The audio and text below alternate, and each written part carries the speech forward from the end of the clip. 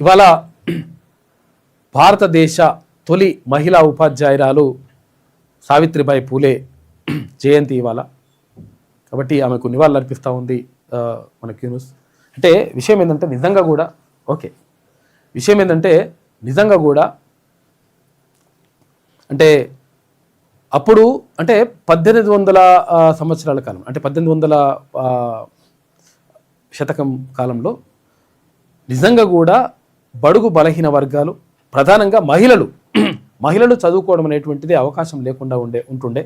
అటువంటి పరిస్థితులను అధిగమించి మహిళలకు విద్యను అందించాలి, తర్వాత బడుగు బలహీన వర్గాల బిడ్డలందరూ కూడా, దళితులందరూ కూడా ఈ విద్యకు అందుబాటులో ఉంటే వాళ్ళ జీవితాలు బాగుపడతాయని చెప్పేసి నమ్మింది సావిత్రిబాయి పూలే.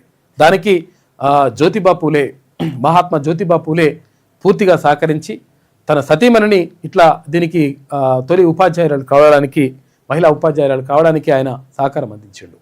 అంటే ఒకటి ఏదైనా సంస్కరణ జరగాలంటే వాళ్ళు తీసుకున్నటువంటి నిర్ణయాలు భవిష్యత్ తరాలకు ఆదర్శంగా ఉంటాయి. అటువంటి ఆదర్శమూర్తి సావిత్రిబాయి పూలే, తర్వాత మహాత్మా జ్యోతిబా పూలే. వారికి మనము నివాళులు అర్పిద్దాం.